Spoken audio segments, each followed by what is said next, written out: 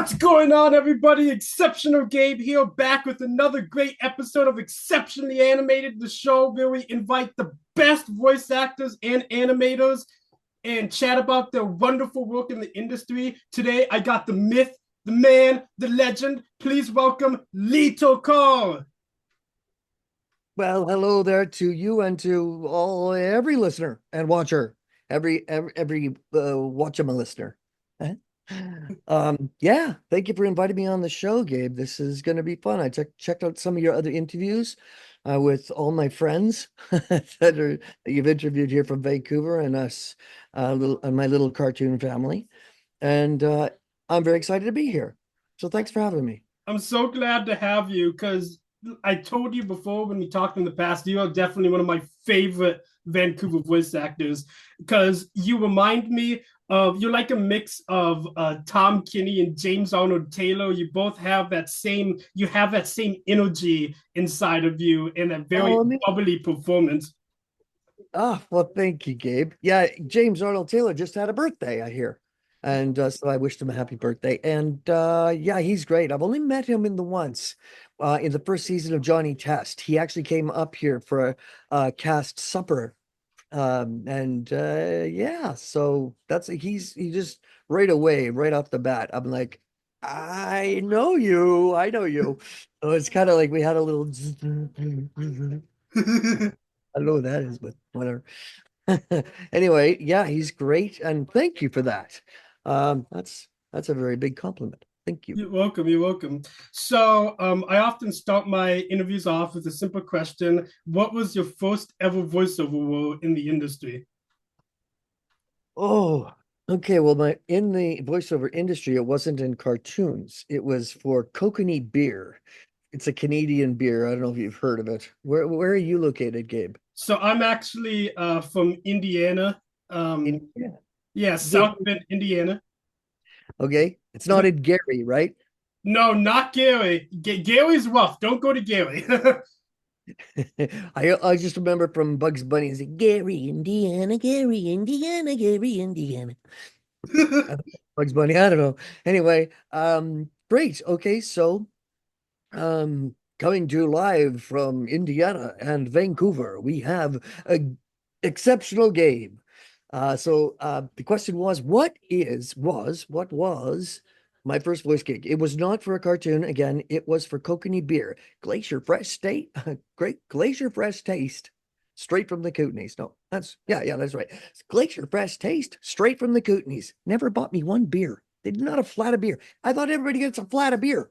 I didn't get nothing. So, what was your first gig on a cartoon voiceover role? It was notably, and I've talked about this before, it was a trial by fire. It was terrible.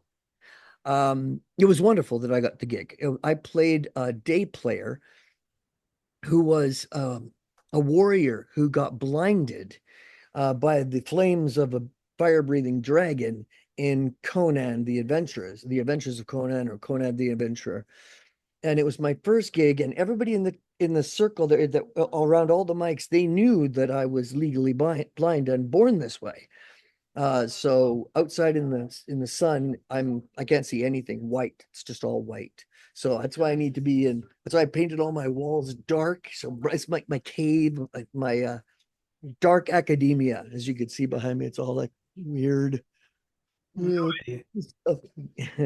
But anyway, the line was the fire breathing dragon burns my eyes and everything. And I had to say, I'm blind. And the director, Wally Burr, he was probably on a ship someplace in the Mediterranean Sea with his cabana boy. And he was very particular. He's like, just okay, do it again. Okay, do it one more time, Lee. Okay, how about this? We try this, not the last one, but the one before that. Do that one again. I'm like, and I was sweating buckets. And then everybody started to go leave the room and pat me on the back, and they'd say, and I was like, oh, this is, and that was my first gig, and I was like, is this what kind of what's not, it's like all the time? I hope it's not this like all the time. And finally, everyone just left out of total discomfort and all gave me a like, and then he made me do it like 20 times, screaming, I'm blind. Until Doug Parker, the director, one of the directors in town, and a buddy of mine, he said, Wally, Lee is blind. And then, of course, he just said, oh, whoa, well, that last one was okay. And I just dropped to the floor. I was like, wow, I can't. Anyway, that was my first cartoon. And then after that, it was Street Sharks. And I got the lead in Street Sharks. Oh yeah, Street Yeah, Sharks is Ripster. a classic. Yeah, Ripster. And it's making quite a comeback, actually, I hear. There's a lot of talk about Street Sharks, the movie, and talk about lots of things Street Sharks kids it seems to be coming to market. So that was my first one, and I loved it. It was because I was right in the pocket for that deep, kind of gravelly, hungover college kid kind of thing I had going on there. It's like, hey, what have you done with our dad? Hey, that's our dad's watch. What are you doing with it? And awesome. It was a whole bunch of like high testosterone, half teen, half shark. It was really fun. Anyway, I'm sorry I'm eating up all the time. Next question. Wasn't Matt Hill in Street Sharks as well? Oh yeah, yeah, he played Blades, if I'm not mistaken. Yeah. Um And yeah, there was a couple other people that who else was in that? I can't remember who else was in that. Other than that, I was very young and I don't remember much from except getting jobs. I remember getting the job, but I don't, everything else is in there, and I was just concentrating on my lines, and it's like, anyway. Oh, how am I allowed to swear a little bit or no? yeah, you can smell.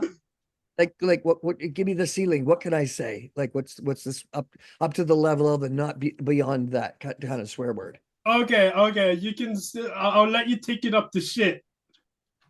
Take shit. I could do that. I could take it right up to the shit. Speaking of which, get Oh no. So it. I was gonna say real quick. So Street Sharks, I haven't seen much of the show. I know the toys. I've seen the toys. They're freaking awesome. My good Yeah. friend Sam Vincent collects the Street Sharks. Yes. Yeah. He's one of my cartoon brothers. uh the people that I associate most with outside of the our normal work days and studio stuff is Sam Vincent, Brian Drummond, Nicole Oliver, Matt Hill, and just a couple other people that are like really tight with me, and Peter New.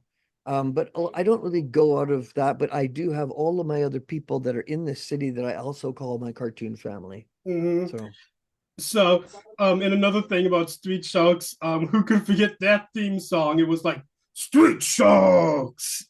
yeah, I didn't sing it though. They didn't let me sing it. So they didn't let me sing the theme tune, and they didn't have my voice on the thing you showed me earlier. But the thing with the not Street Sharks, but the other one, the Min Min. Yeah, which we'll get to later. Later. Stay All right, so another show. I don't know if you were in this show. Were you in Adventures of Sonic the Hedgehog? Yeah, I played I can't remember Dingo Dogs. I was one of Dino Dogs or no, Diamond Dogs. That was in there, wasn't it? I think. Are you thinking of Friendship is Magic? Because they had the Diamond Dogs too in Friendship. That's the one. Okay, so I played a dog gang. I was in a dog. I think I was in. I can't remember what was I playing. I know I I was in Sonic the Hedgehog. but it only says additional voices. That's the issue with IMDb. Sometimes it doesn't specify which character you played if you're like Yeah, voice. I have it because I got all the names from my agent because they have the casting sheets and all the booking sheets and the contracts. So I was I moving through them with my agent. So I do have it on my personal files, but not on my IMDb. So, Okay. but meh. Yeah. in Adventures of Sonic the Hedgehog, of course, you had all of the legends. You had Ian James Collette as well, and Oh, Gary, I love Ian. He's great. yeah, and Gary Chalk. Gary Chalk, he's probably my he's like my he's like everybody's dad, but he's like my older brother, like an uncle. He's my uncle Gary. But we're more friends, so like it's weird to say that. But yeah, Gary just went through a bout of chemo and he got it Oh, well and up the other side. And so yeah. Um so yeah, he's so doing it okay. was very happy news at the end. He got out the other side, but Yeah, we would visit him and stuff in the yeah, hospital and yeah, it was just really glad it had a good outcome. So anyway, yeah, yes. yeah. I'm glad he's doing okay. That's good. That's good. I get sidetracked very easily, so if you dangle shiny objects in front of me, I immediately, what's that? What's that? What's that?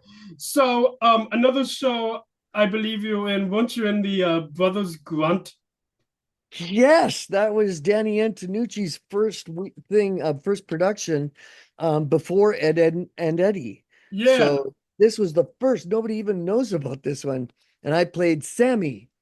And it was all just noises, which I stole from later when I worked on Barbie and I played Bibble, because the grunt I was Sammy the grunt, and we were just creatures, humanoid creatures that popped out of the back pimples of on this some huge backside on a back with pimples. We just kind of out of them.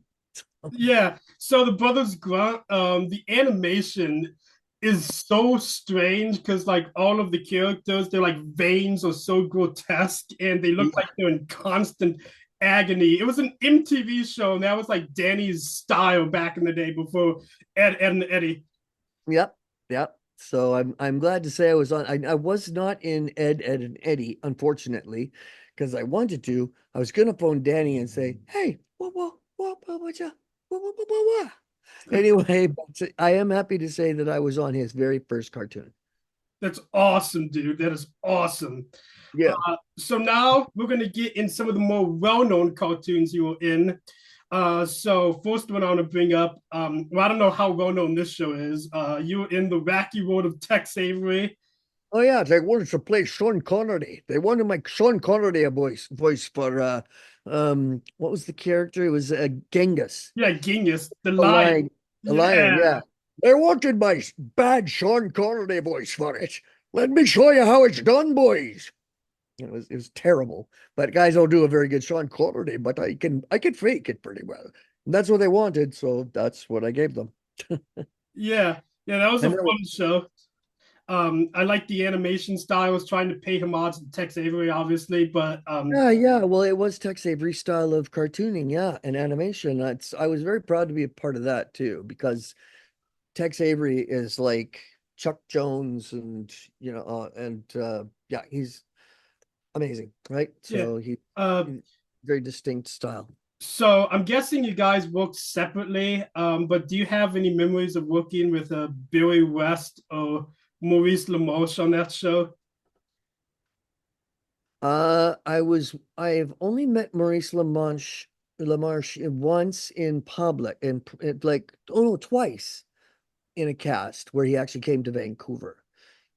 He's a great guy, but no, I never was in the same room as them, unfortunately. But I was in the room twice but I can't remember which show. Maybe it was Tex Avery. I don't know. The So only reason I know what I ate for breakfast is because the remnants are still here. Chopped up apple, orange slices, um, bubbly water, which is nothing in it, and some Pringles from last night. And so that's my healthy sounds breakfast. like a good Almost breakfast. healthy. It's almost healthy. Anyway, go on. Yeah. So earlier I brought up the Adventures of Sonic the Hedgehog. You were also in Sonic Underground, right? That's the one I remember. What did I play in that?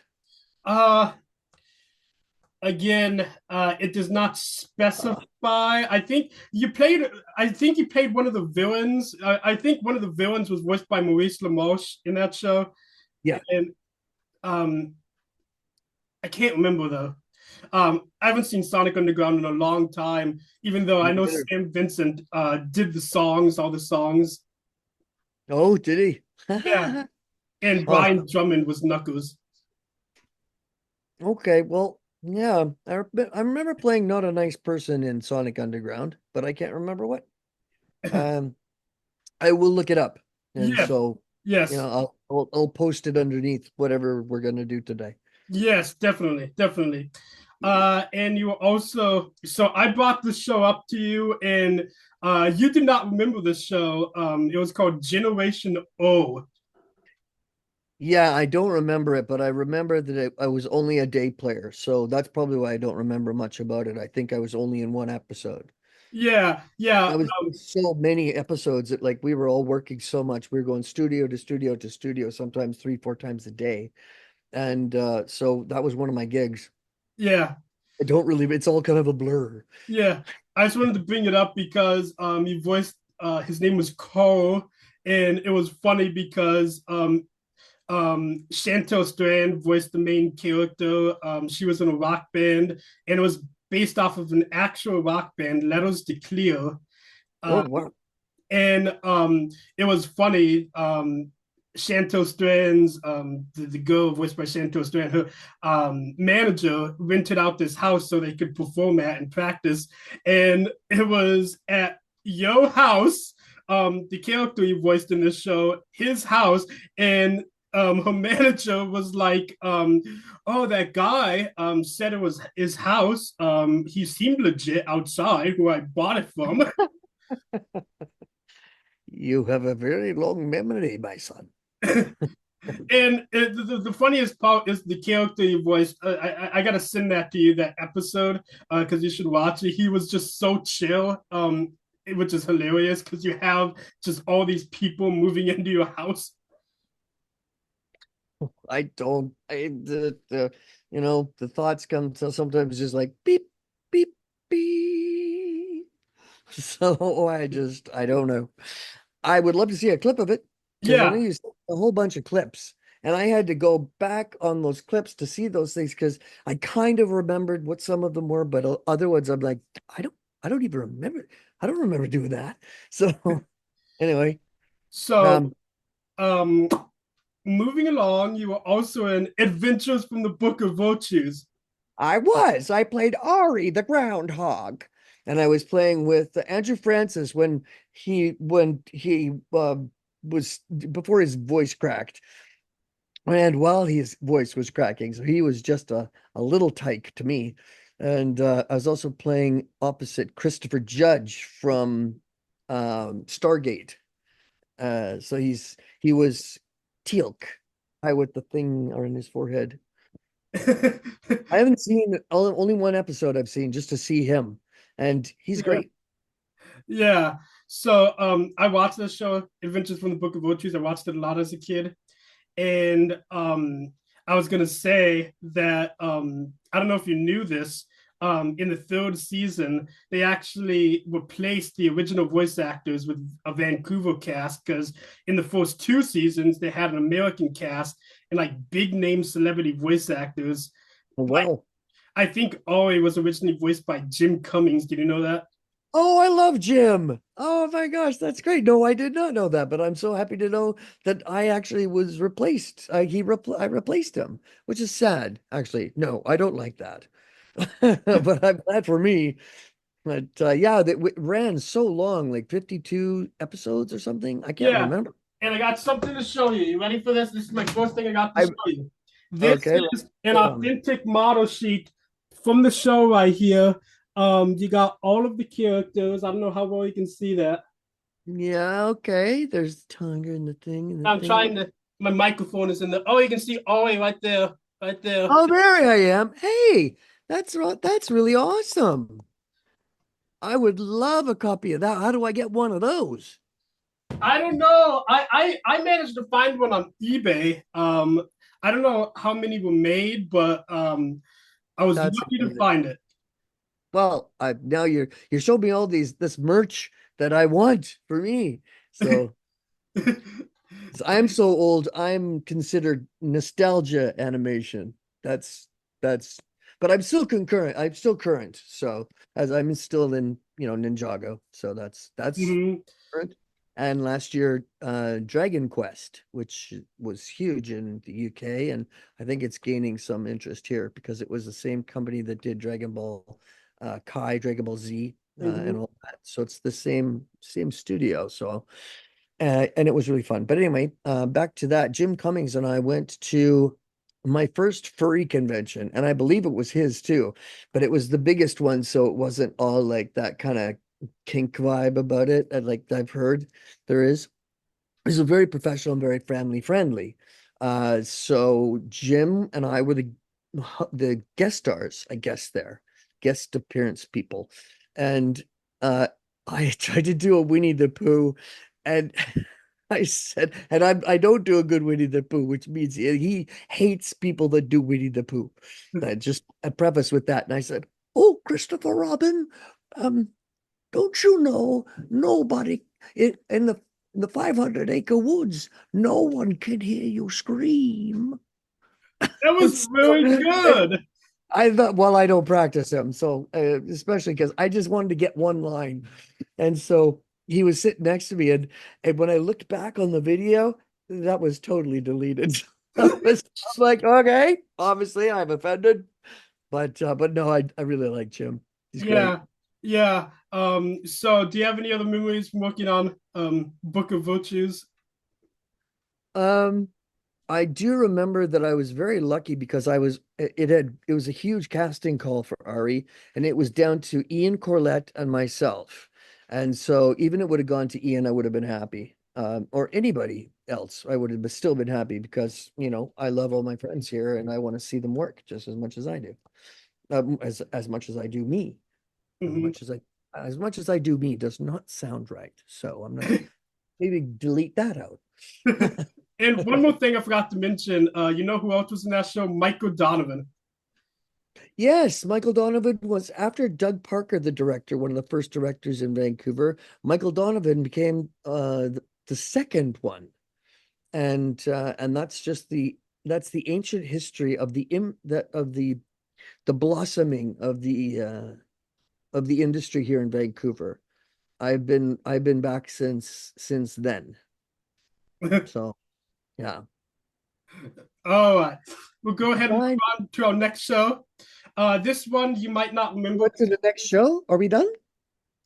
Wait, no, the next show I you. know. Oh, the next show. Oh, I thought you meant you're going to go to a next show. So sorry, Lee. We're Oh my god! So, okay. The next show I worked on. Okay, then. Okay. so, oh, Your response to that is cracking me up. so, look, okay, let's try. Okay, next, next show, Leto Call was in. Right? I don't know if you remember this one was Ham Tower.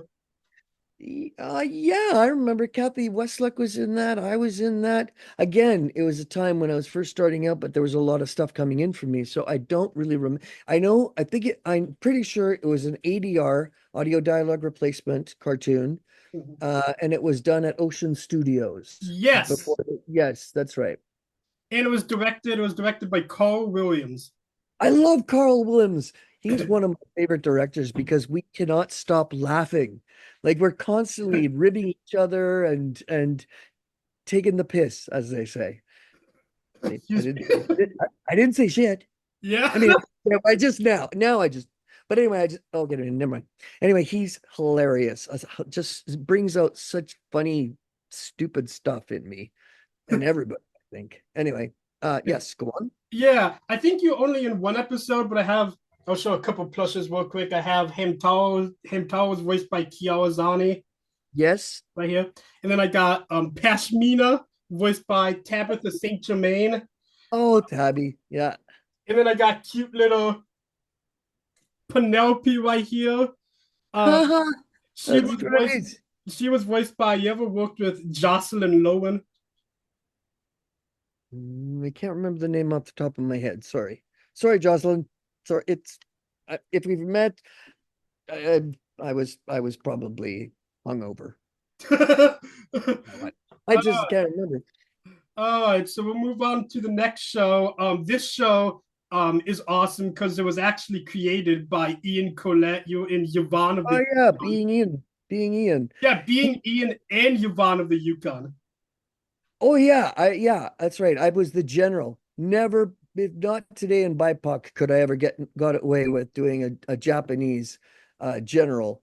But in my defense, I was learning Japanese and had taken Japanese for a couple of years in school. So I was, and I like the Japanese culture, so I don't feel bad about or feel like I'm doing a disservice. I'm doing it an homage in those pieces. So yeah, I played the Japanese general. And Yvonne of the Yukon, this is a funny story. Yeah. The lead character who is voiced by, please remind me. Uh, I think was it Terry? I'm gonna look real quick. I don't think it was Terry Klassen. No, it was not. It No. was Drew. Was his first name Drew? True. Yeah, yeah, that's right. So how I was doing casting with Doug Parker, and it was still at the Acme Studios here in Vancouver in the Plaza of Nations. None of that stuff is the same anymore. So it's been so long ago. And I had to go outside of the studio to go across the plaza thing, the open space area, to go into the public bathrooms. And in the public bathrooms, I saw somebody was cleaning in there, and told him what I was doing, and I had just been listening to audition after audition, and he did. I said, "Say this for me," and he did, and I was like, and I said, "Come with me," and I said, "Doug, listen to this guy," and that's how he got the job. That's so Rando. So totally rando. so. And who did he voice in Being Ian? He swears I was in it, but I don't remember being in it. He just says I was. I think I've seen like a scene where somebody sounded like me coming through a door and doing something. I don't know. I don't believe him. I don't think I was. I don't think I was. But if I was, then send me a clip. I'd love Okay, to remember all the things I forgot. Anyway, I'll look it up and I'm gonna edit it in if I find a clip of you in Being Ian. I love it. Please do. So next show, this is one of my favorite shows you were in. You were in uh Take Out the Paper in the Trash. Oh, yakety yak. Oh my goodness. I haven't done that one for a long time. But I sure did love him. Yeah, yeah. So yeah, you your character Yakity it kind of so I mentioned earlier that you kind of remind me of Tom Kenny a little bit, and Yakety Yak is kind of like a SpongeBob character in some ways. Yeah, I suppose when he gets way up here. Yeah, and his best friend is a pineapple. Yes, that was Brian Drummond. Okay, yo, what are we gonna do? I don't know what to do. Please think for us both. And something else I remember there was like a robot named Penelope, and she was voiced by Tabitha St. Germain. That is correct. Yep. And there was who else was in that? Scott McNeil. Yes, that's right. Yes, yes, yes.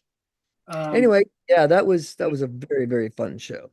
yeah, that was a Studio B production.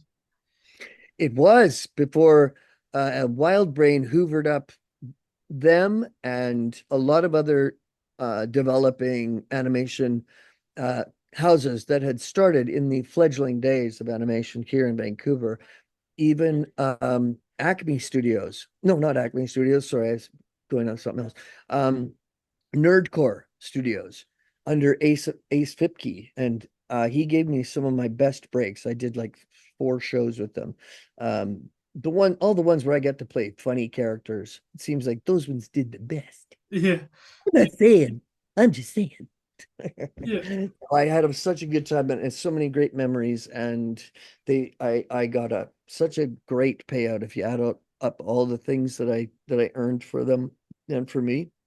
Hmm. Well, yeah, it was such a great experience, and I got to know all of the studio, um, the nerdcore studio.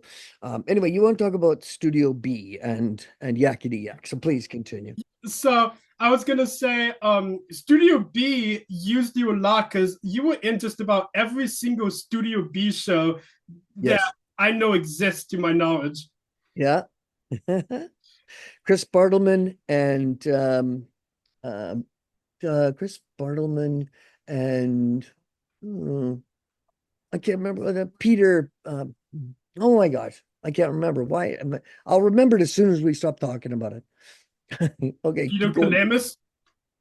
Peter Kalamis, no, no, he's one of my best too, though. I really love Peter Kalamis and his wife, Alana, and their little girl, and yeah, and so they're some great people too. Um, Blair Peters, Blair Peters, and the other guy I said.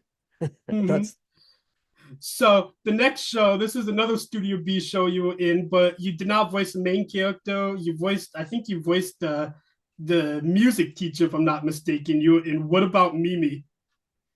oh yeah. I don't remember what I sounded like, but yeah, I do that those names sound familiar, and that scenario sounds vaguely like something I probably might have maybe done. Yeah, Yeah. what about Mimi?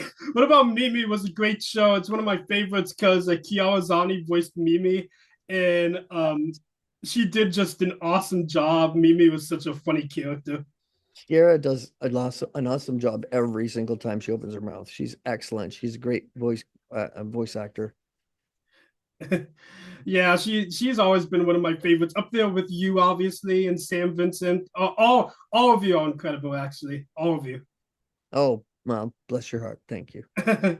And another show you were in again. I think you're only in a couple episodes. You're in the anime Inuyasha. Inuyasha, yeah, not big roles, but it was I never did a lot of big roles, but I was in everything doing small roles, and then occasionally I would be like the main character, and that gave me enough to chew on for a while that I could say, okay, well, Doug Parker actually said, don't go for the main characters. Always try for the secondary characters. And so I took that advice. If I didn't know that I could nail the main voice, I wouldn't even try for it because I'm a perfectionist and I have OCD and I don't do anything or let anything come out of my mouth or off my pen or brush unless I know that it's going to be perfect.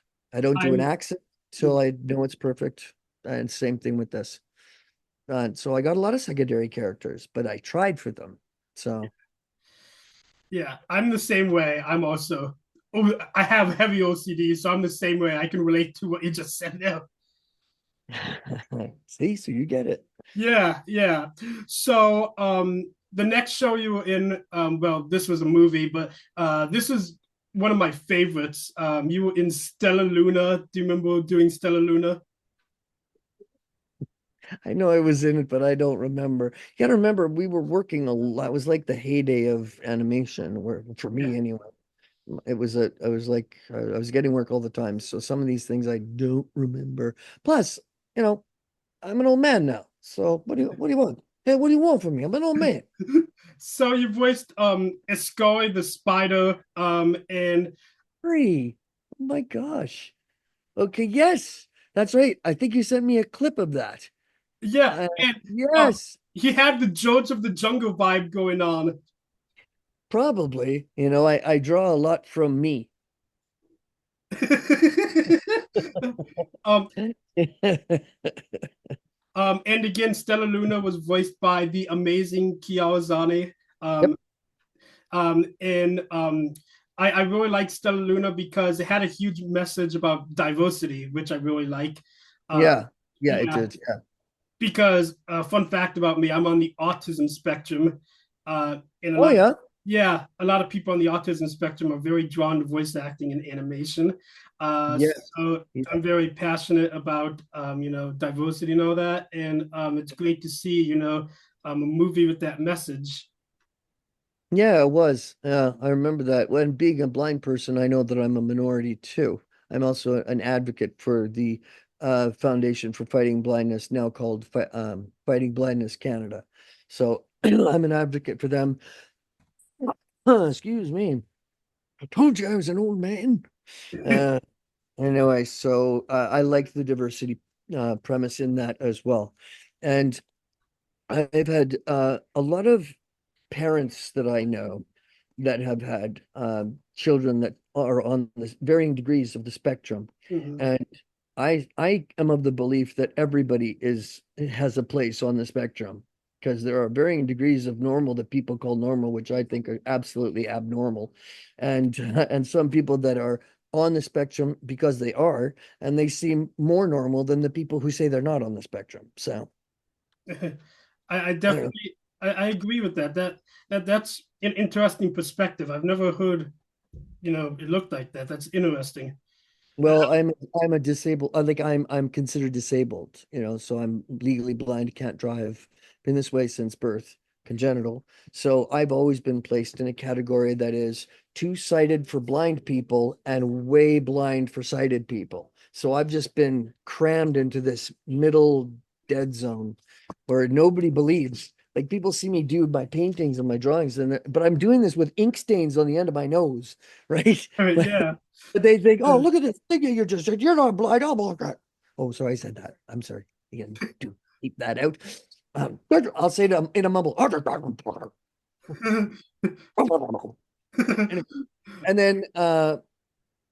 and then and then when they see me outside at the bright light, they'll say, "Oh yeah, he's blind." But all the other blind people, they're looking at me saying, "What do you mean you could draw?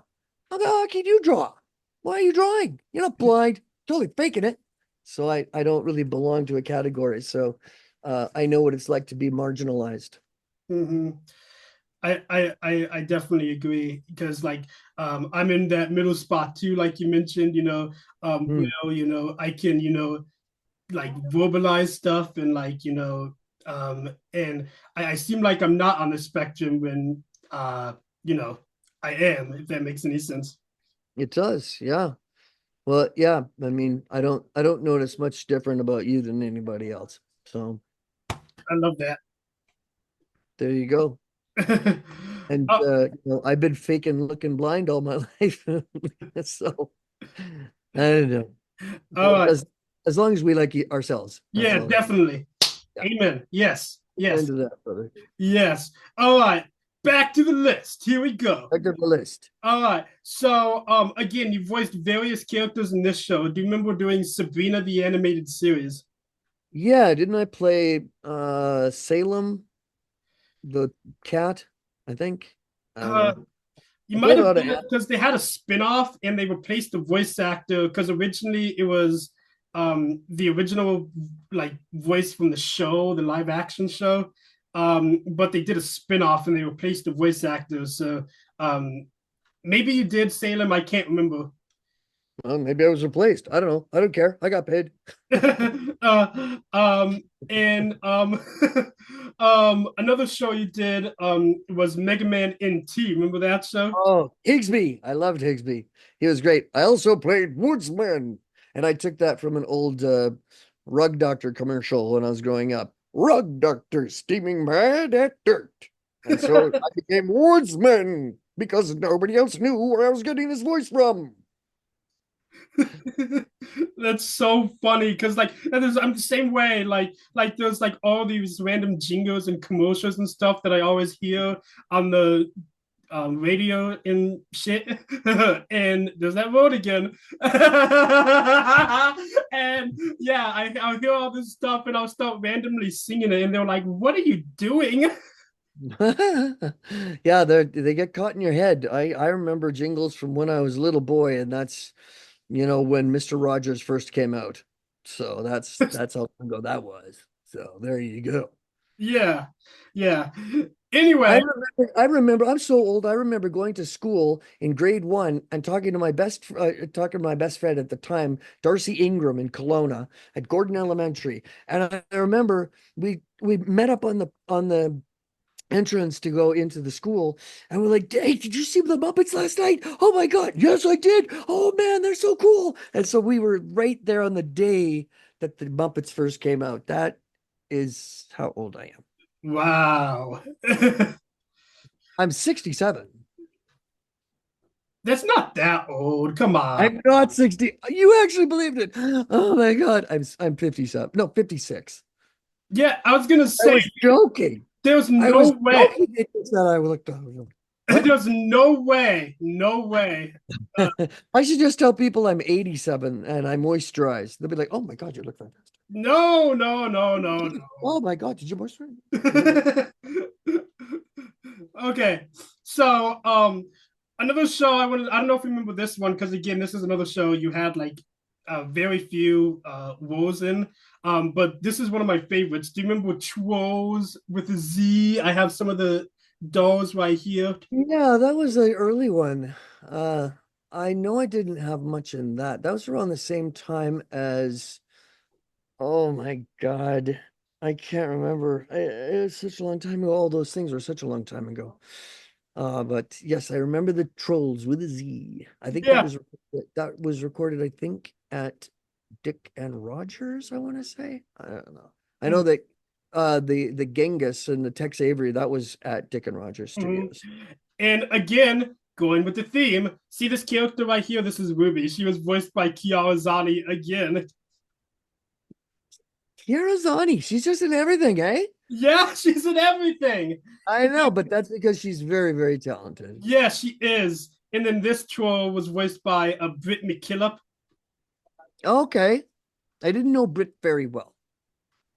Yeah, she's much younger than everyone else. Yeah, so that's probably why. um anyway, oh, this is a good one. So this show is so weird. You were in the Cramp Twins, you voiced Dodie Joe. Pretty Joe. Yeah, yeah. I was the guy in the what did I sound like? You play a clip of that? Yeah. No. Oh, okay. Here, let me see if I can find it. Hang on. I'm gonna look it up real And standing by. quick. Okay. And all of this waiting, we can just edit out. That's okay. I could do the beginning of Child's Christmas in Wales.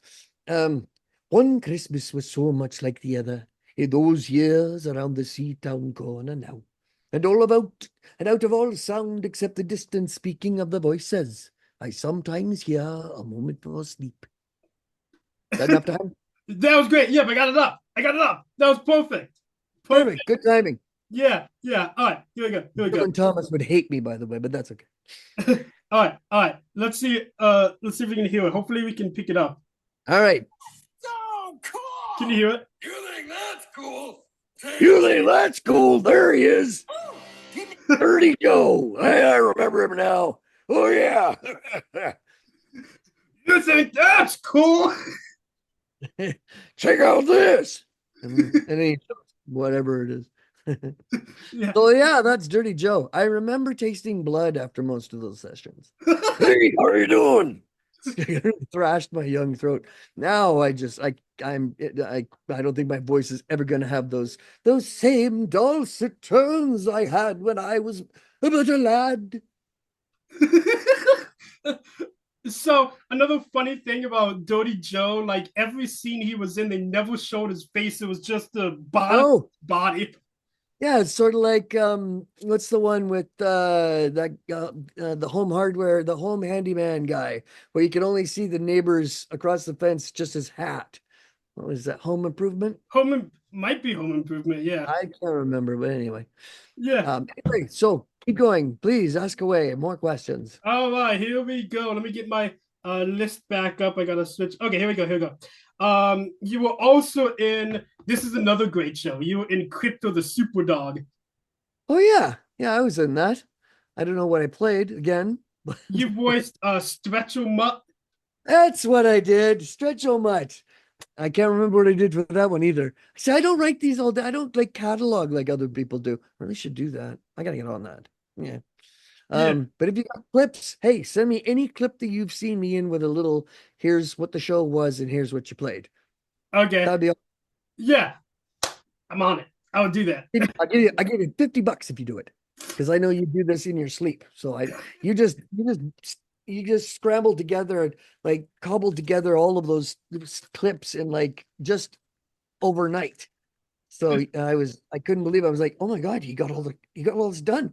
And it was like later that night after we had spoken. Yeah, yeah, yeah. This kid is a keeper. He's It's gung ho. it's called intense searching. I understand what you are. No, hang on. You are talking about, and yes, So, best part of Crypto, of course, Crypto himself was voiced by the legend Sam Vincent. yes, indeed, another legend and brother in the cartoon world. So, oh, okay, this is another big one. You ready? This is a big one. So Okay. now it's time to talk about George of the Jungle.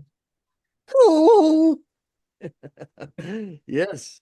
I wasn't going to get a chance to do it. They didn't think I had it. Terry Klassen didn't believe I could do it.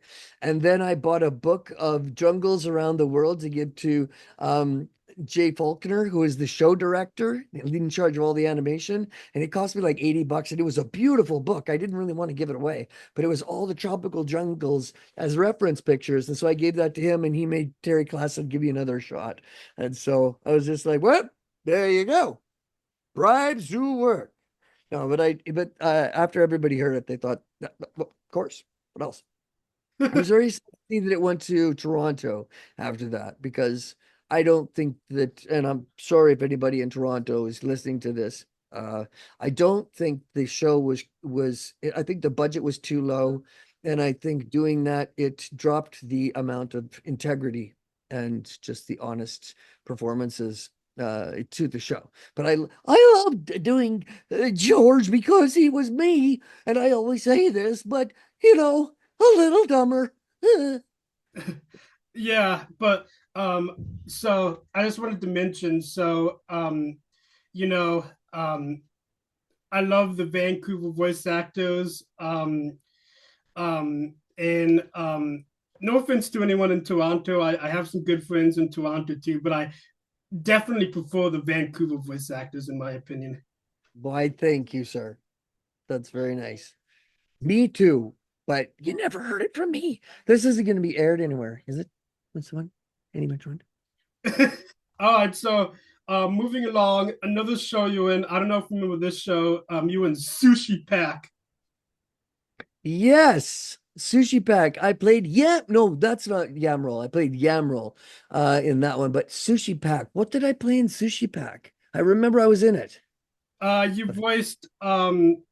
It says various voices. Yeah, so I was like the workhorse doing all the extra stuff. Yeah. Mhm. Um, and oh crap! So going back to Judge of the Jungle for a minute. I Yep. wanted to ask you: do you have any other memories of working on that show? Since that was one of your biggest shows, obviously. Yeah, it was one of my, anything that was a lead for me. Um, um, memorable. I just remember there was great banter. The um witch doctor was played by Brian Drummond, Yeah, and of course Tabitha and Kira, and who else is in that? Oh, Michael Dangerfield did the announcer, and that was good. And I think there was something else. I can't remember. But the banter in the room, as it is with most of the great cartoons that have come out of Vancouver, we know each other so well, and we're so tight in the A-level list that we just know each other. We just trust each other with bouncing things off of each other, and just the rapport when we're doing our lines. It's just kind of a magic feeling if you're doing it right with the right people. And there's an air of, a little bit serious, definitely, but a little bit of fun, in the air. So we're playful, I think is a good word. all right. So next show you were in Puka. Puka, yes, I played Abio. Hiya. And Dada was just like this. He was kind of like a cross between, and I remember that my favorite Dada episode was when Dada got really cool and swaggered, and so I threw Cary Grant in there. Oh, what do you mean? You know, he just I was like, oh, what do you mean? So he had this kind of swagger about him because Cary Grant is one of my favorites, and he's very easy to do once you get into the cadence. But I haven't got there yet, but I'm working on it. Judy, Judy, Judy, what will we do with you? And well, Abayo's girlfriend in that show was Ching, voiced by Chantel Strand. Uh, Yeah, and yeah. of course, Puka was always after Garu, who was voiced by Brian Drummond. Brian Drummond and Tabitha St. Germain was his girlfriend, I think. Yep. Yeah. Tabitha voiced Puka. Yeah, and who I know I played other characters in that. There was Abio and some really deep voiced ninja character. Can't remember this right now.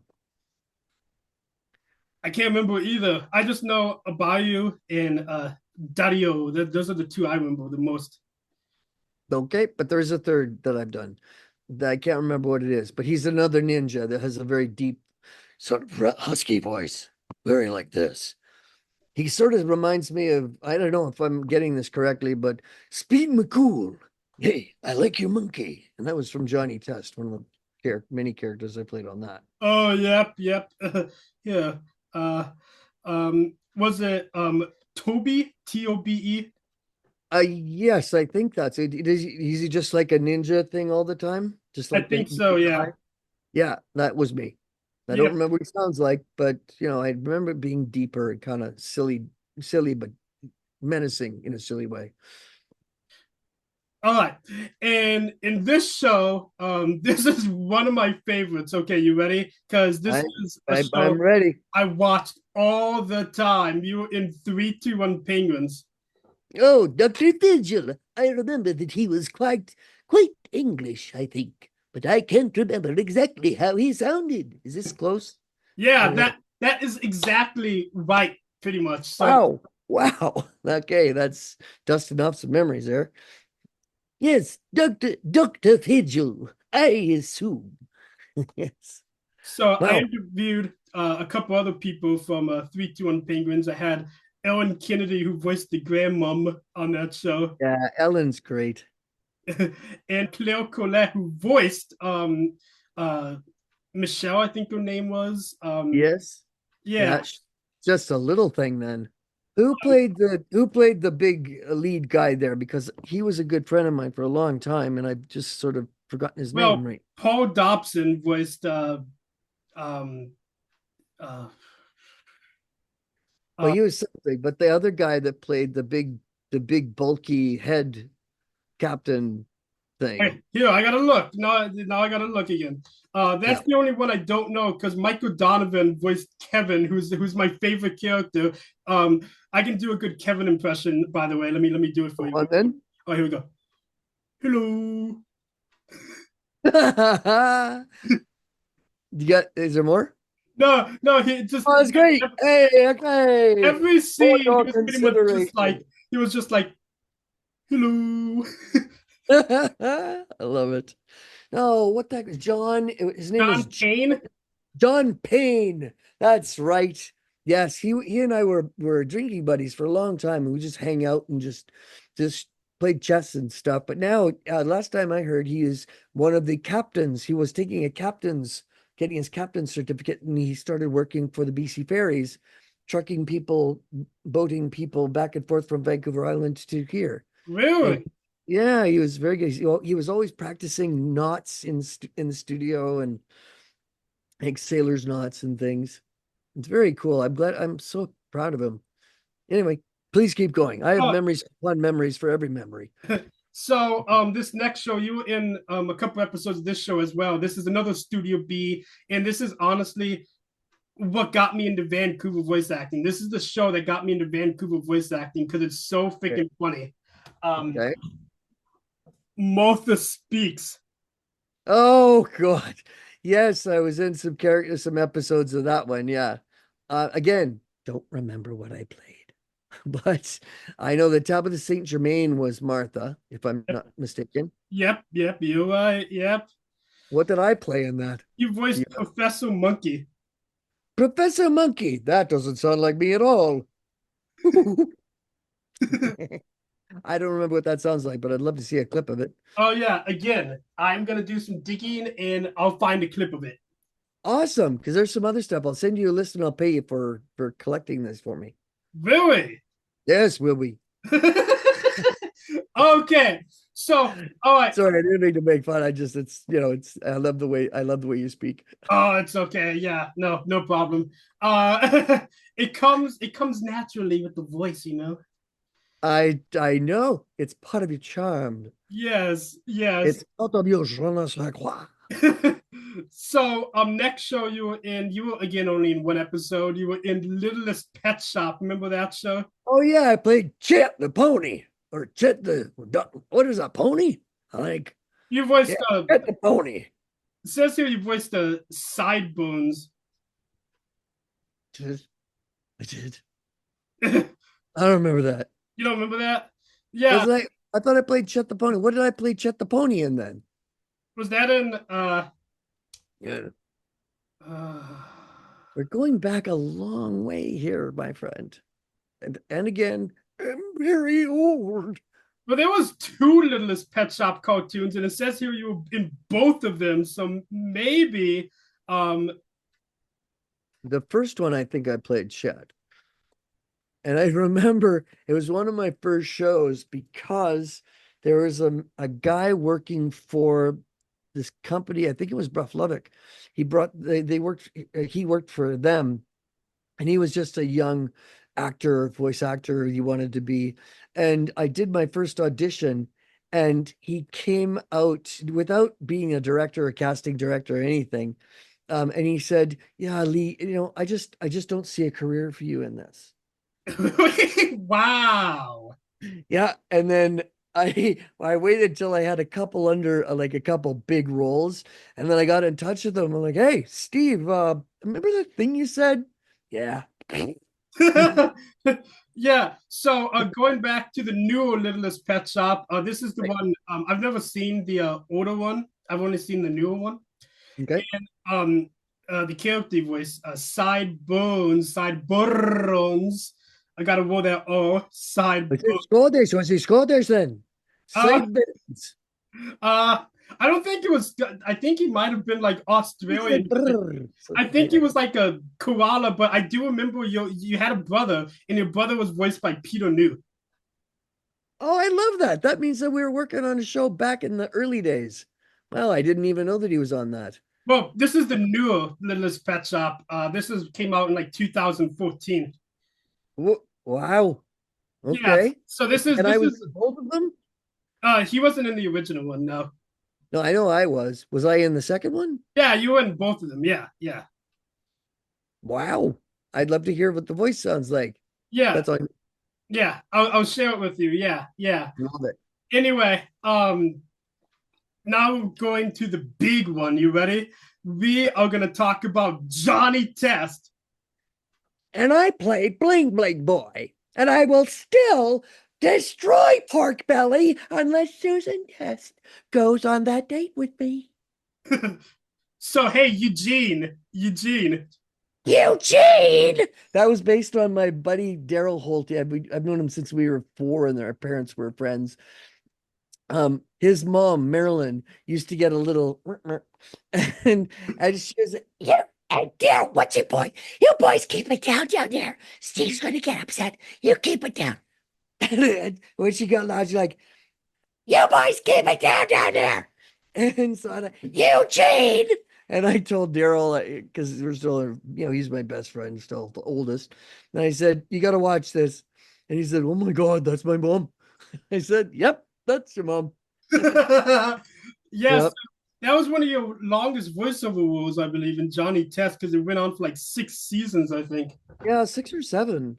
Yeah. But Yeah. yeah, I played Bling Bling Boy, and I played the General who talked like this. It's a missile. I knew that. I knew that.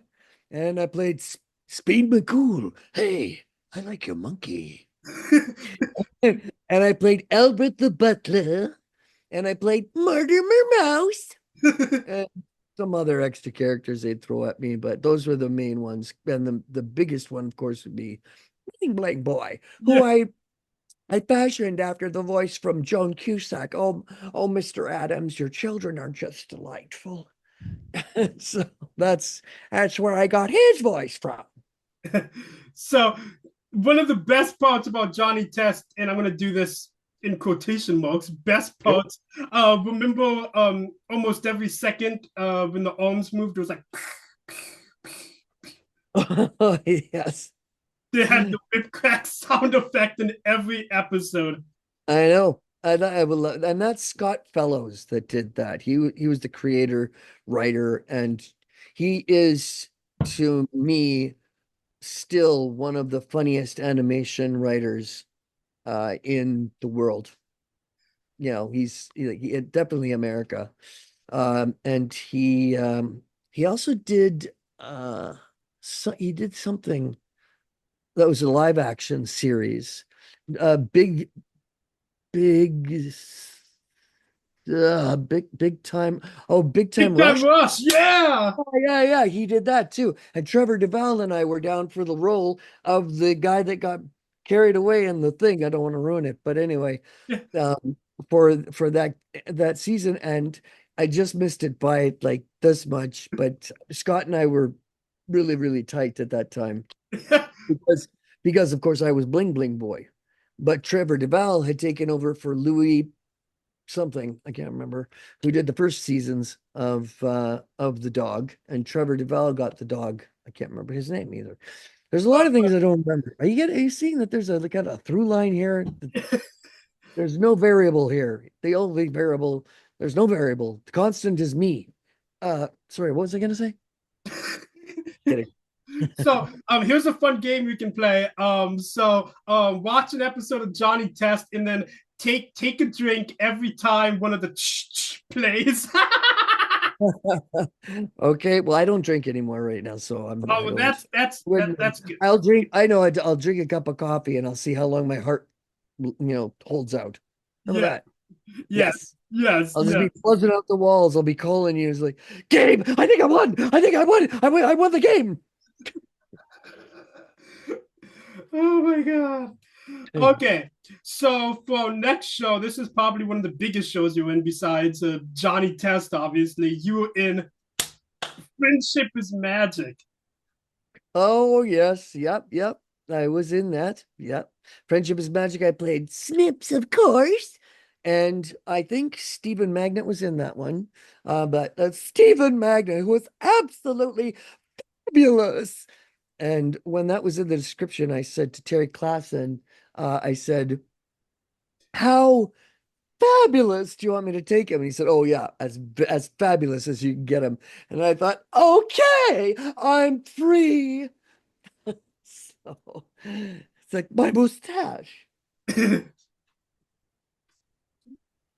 Oh, Definitely belong to. I don't know if you could see it. Let me see if you could see it up here. Yes. Are those My Little Ponies up there? They don't, Yeah. they don't belong to Lee, they belong to his wife. Oh, yeah, but there. Oh, there. Yeah. See there, right there.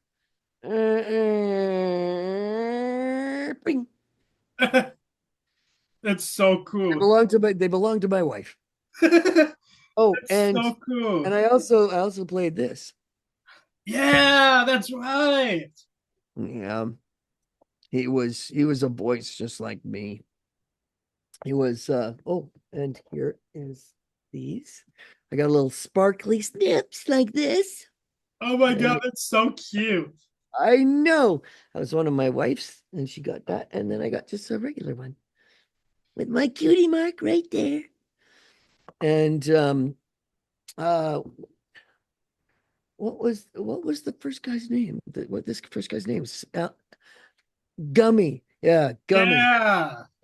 Gummy, the existential alligator. We're just floating in a void on a sea of despair. And what of the gator, blank, always forever a blank. and stuff like that. He was seemed a really depressing guy, but I like him because he was a realist, I like, I like to keep it real, I was like, I just kind of chill and just say, I just call it like I said, like, you know, uh, Trump is great.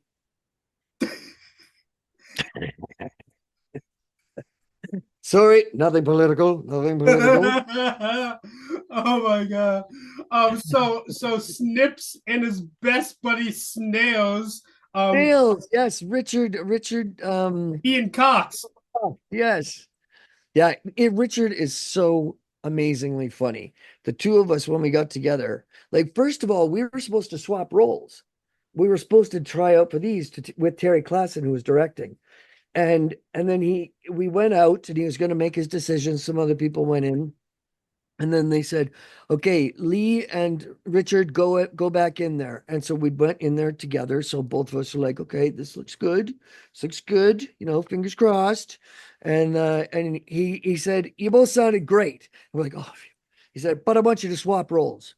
So I was supposed to be Snails. So, but it didn't. I think we're interchangeable because he and I just riff off each other so well. I love me my Richard Ian Cox, man. He's great. Again, Toon Family. Yeah, he's awesome. I would love to get him on here sometime as well. Right. Well, he started as um what was it, Black Stallion? Yeah, he was in Black Stallion with Mickey Rooney. Really? Yeah. And he was the live action. So he was the kid in Black Stallion. I did That's not where know he got his start. Yeah, well, I spent a lot of time with him, so yeah, I got to know all that stuff. When Mickey Rooney died, he was absolutely devastated. that. So yeah. I So can imagine. Yeah. yeah. Anyway, nothing about death. Keep this light. Happy. Hey, Yeah. So and juggling monkeys. Juggling monkeys. Oh, juggling bubble monkeys. Hey. I also got to bring up you in Equestria Goes, of course. And I bring up Equestria Goes because it was so cute. You and Snails were like the henchmen to a Sunset Shimmer. I got a Sunset Shimmer right here. Okay, let me see. Hang on. Oh yeah, there you go. In the wrapping. Oh, that's got to be worth something someday. But yeah, so I have something I wanted to share. If you think I should do this for Halloween, comment down below. I think I should dress up as Snips from Equestria Goes for Halloween.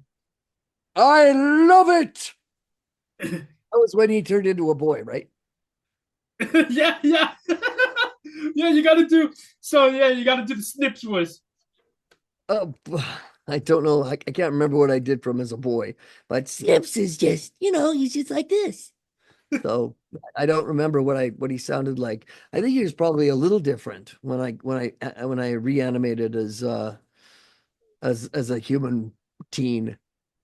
Not sure. Yeah. I gotta prepare better for these things. I just don't know what I did. All right. And finally, one of the show I wanted to bring up. You were in Pac-Man and the Ghostly Adventures. Do you remember doing that show? Yeah, and you know what? I borrowed Inky's voice, was just as kind of a different part of the same throat range of my throat, or place in the throat, as Snips. And the other one was with the New York accent a little bit. Hey, so it was just a little gruffer and a little bit more like, up to something. Yes, yes. Yeah. And oh wait, one other one. Were you in Dinosaur Train as well? Yeah, I played Rhina. I got the toy of that. It's really cool. It's Really? like a huge toy. Yeah. They gave Yeah. me a bunch of swag. Yeah, Dinosaur Train was awesome. It was created by Craig Bartlett, who's done some awesome work in the animation industry. Yeah, yeah. Yeah, I and the know theme a little bit. song, Dinosaur Train, Dinosaur Train. Ian Corlett was the train conductor on Yeah, that. conductor, yeah.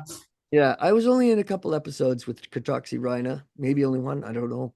I really have to prepare for these things next time we talk, because I'm just like, oh, yeah, I think I was there in the room at that time. All right. So, um, before we head out, we're gonna promote some of your stuff because Oh, Leto Call is awesome, and I got your fan art right here. Um, oh, excellent. Oh my God, look at that. Abio right in the middle. I love it. Oh, you did these? yeah, this is like a collage of all of your characters. So you got your snips Wow. right there, and I even That's got. amazing. That's Look, there's amazing. Dodie Joe, and he cuts off at the top. You see that? Oh, yes, the telltale belly button there. Yes. Yeah. You do not want to stick your finger in there. Oh, Yeah, you don't know what's been in there. He lives in a junkyard. or who? Yeah. Maybe he's got like a rat friend that just pops out. I don't know. Maybe a different story. Yeah. So you want to know about some of the stuff that I'm up to right now? Yeah. Let's hear about some of the stuff you're doing right now. Okay, so I have a couple projects that I've been announcing lately, which are some of them, one of them 25 years in the making, and that's Billy Brainrain, the Billy Brainrain series. And so I've got 5 books. I got 5 of them outlined. 4 of them, the fourth one is conceived a little bit further, but the first 3 are written and performed by me. And the first 2 are composed, the music and composition by Michael Richard Plowman, who is one of the best animation and movie composers that I know of personally. Hal Beckett is another one, but my partner on the Billy Brainwain series is Michael Richard Plowman. So look him up. And I'm also working on that I've been working on for a long time, and I've also been working on the Billy Brainwain alphabet book. So it goes like this: it's Billy Brainwain and the nighttime alphabet, and Billy Brainwain and the incredible everywhere rope, and Billy Brainwain and the super secret staircase, and then Billy Brainwain and the government cover-up toy closet. And then the last one is Billy Brainwain and the very, very, very old pen. And all these kind of go skew a little older, as like Harry Potter when all the kids were growing up. So that's one, and that is we're about to release the first one on CD Baby. It was supposed to be uh, this month, last Monday, but we're still waiting for CD Baby because I guess everybody wants to do their uploads for streaming right now. So it's hard. We're on a queue waiting list that I can announce to the world. So that's coming out, fully orchestrated and performed and written by me, and artwork by me, and I don't know. Anyway, I don't know. Everything by me and Michael.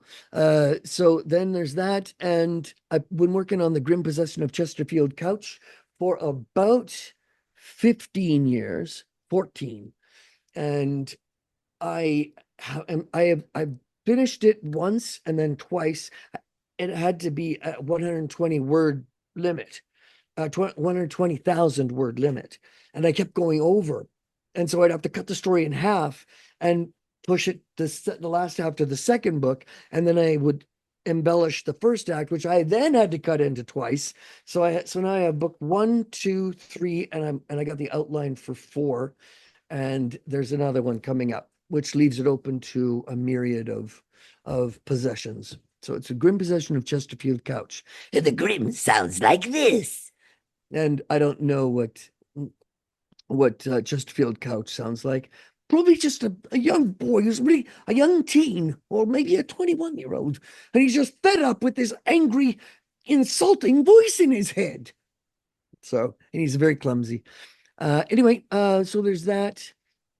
And I've been working on this painting, commemorative painting for my mom, and I've been working on that for 2 years for a friend of mine, Rory uh, Bennett, and he made my mother. He made me a nesting box, I call it, beautifully carved, airtight, for the remains of my mother, which we buried, and a hand brushed, cut and brushed brass thing by my cousin Willis. And so it was a community of love and went into that. And I told Rory that I would definitely do this painting for him, but it's been 2 years because how do you capture your mother's soul on the canvas? I don't know, but I'm trying, as I always say. And the last thing is I have a character, I have two characters that I'm going to develop into my socials, and they're going to be my alter egos. And one is Stella Drankin, and she's a pistol. She's 102 years old from Bucksnort, Arkansas. And so she's gonna have a phone-in show, and I'm gonna put all the socials and everything. So she's gonna be her own person. And then I've got another character named By Golly. He's a Fuller Brushman salesman, and he's always in the rain in his trench coat in the 40s. And by golly, his name is By Golly, by golly. And if it ain't by golly, then by golly, don't buy it. So he sells trinkets door to door, and I want to have a big thing for him too. So it's like he's always on the phone in the rain, like a single phone booth under a single light. And he's always there in the rain. He's like, "Hey, honey, it's me, your old By Golly. Uh, it's been a pretty rough week, honey. I gotta tell you. But don't worry, I'll be back on top soon. Just trust your old By Golly. By Golly. I gotta let you go. I got a big meeting coming up. I'll see you soon, honey." That kind of gumshoe, but really pathetic guy. So, and I find myself talking like this all the time. So it's yeah. Anyway, those are the things that I'm working on right now. There are other projects that I'm doing collaborations with Reese Haynes, my writing partner for something called Dust Covers, and it's a all Canadian and Ireland cast, and it's a beautiful dark comedy about trauma and how we all experience our own trauma. From my experiences with it was since I was a young teen. And so those movies get played over and played over and played over, and you can be triggered by anything. And it's really a horrible way to live, but I'm taking counseling and it's getting better. But I started to look into it, and so I thought I'm going to pay homage. I'm going to give a dedication to people suffering like that, and I feel really good about it because it's really funny too. So I always have a little bit of silly, but anyway, that's all the stuff I'm working on that I can think of right now.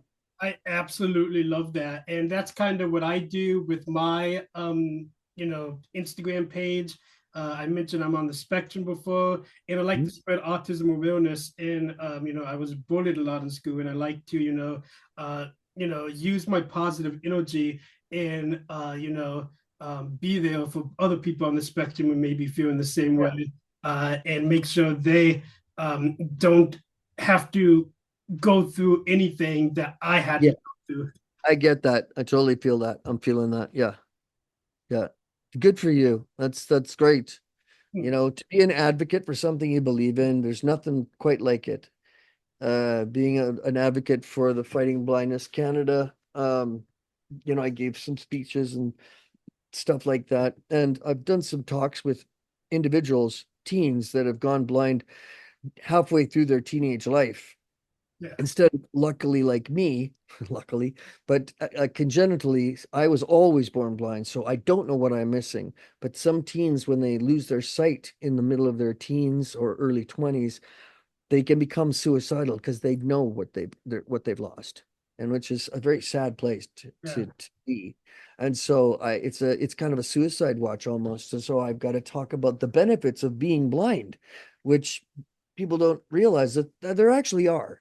For me anyway, because I always say for me, half-sighted and half blind, it leaves the other half of the world open to be anywhere you want to be, any place you want to be, in any character you want to be. So the half that is in focus is just getting through that. I have to walk through snapshots in the light. I have to just open my eyes quickly and have the retina burned with that impression. And so I just walk through snapshots, I guess. That's how I've always lived in the daylight. And I can go like 10 paces in between blinks, like quick blinks. So I've been getting like, it used to only be two, and then I wouldn't trust myself. But like that, it's a very it leave the other half that is blind, it leaves the world to be open to anything you want. And that is sort of the only and the other senses, of course, take over. But that's really the best thing. I know we're not talking about animation anymore, but it's just as important to me. Yeah, So definitely. That's amazing. And one other thing I wanted to bring up, I just wanted to bring this up since I forgot to mention it earlier. Well, you brought it up, and I said I'll get back to it. I found this uh, at a thrift Mim store. Mim. Oh, I love Mim Mim. He's wonderful. So He's a sweeter, more dumber, playful version of any of the other characters that I played, like Yakety Yak. Yakety Yak was pretty not smart, but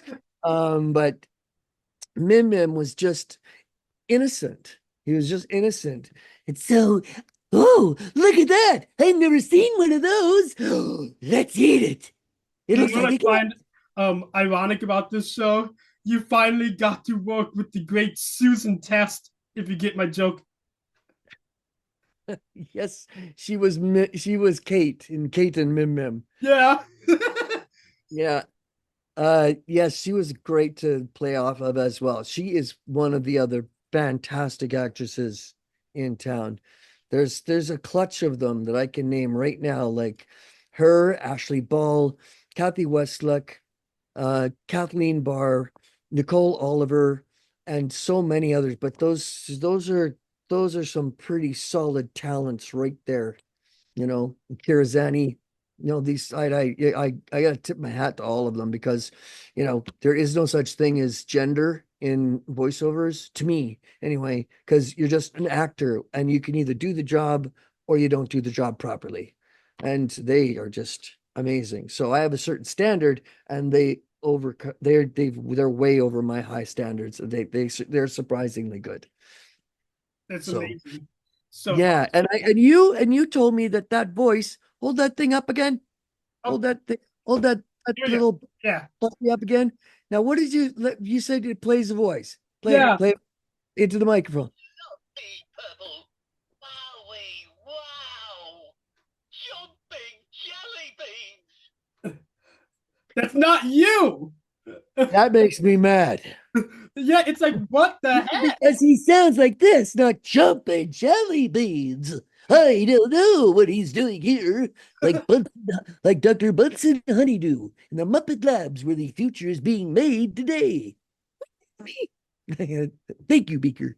But he's like a gravelly that. But no, he's like jumping jelly beans. Oh, jelly beans. He's just innocent. He's making it sound like I don't know what he's making it sound like. He sounds like he's been out on a bender or something. Got drunk on carrots. Yeah, Stumbled exactly. home. Stumbled Yeah. home back to the garden. Yeah. Yeah, exactly. So we'll Holy. Yeah. go Anyway. ahead and wrap it up here. Uh, Yeah. but it was so good talking to you. And is there anything else you wanted to say before we head off?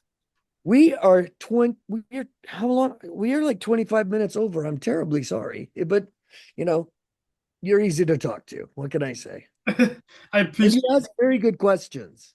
And you bring up memories that challenge me, which the challenge is mostly today. I think I failed. Where are you? I'm old. it. But yeah, Anyway, please continue. yeah, I was just gonna say it was such a pleasure getting to talk to you today, Lee. You are such an amazing person. You're so energetic, and it's such an honor to have you as a friend as well. To Yes. add to my long list of other Vancouver voice actor friends, I've been blessed to call friends as well. Well, bless. Thank you very much for all that, and thank you for the opportunity to come on your show. I've done quite a few of these things, but this I find very disarming. I feel like I'm very comfortable talking to you, so that's one thing, and that's great. So thank you for having me on your show, and thank all of the people watching at home or in the office pretending you're doing work. Thank you for letting me to fill up your ears or your eyes for a little bit of time. So thanks, Gabe, for that opportunity. You're welcome anytime, and I hope you have a good rest of your day. Yes, you too, Gabe, and you too. Well, you too, kids at home. Don't worry, everything is great. See ya. Bye bye.